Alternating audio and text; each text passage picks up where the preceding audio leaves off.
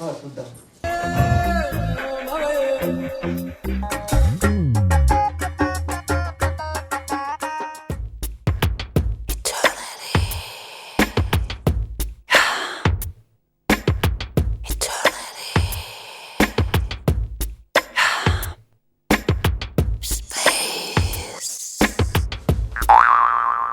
నా కెరీర్లో సినిమాలన్నీ ఈ మంచం మీదనే చేసిన. మరి మిగతా సినిమాలు సోఫా మీద బెడ్ మీద తీసిన.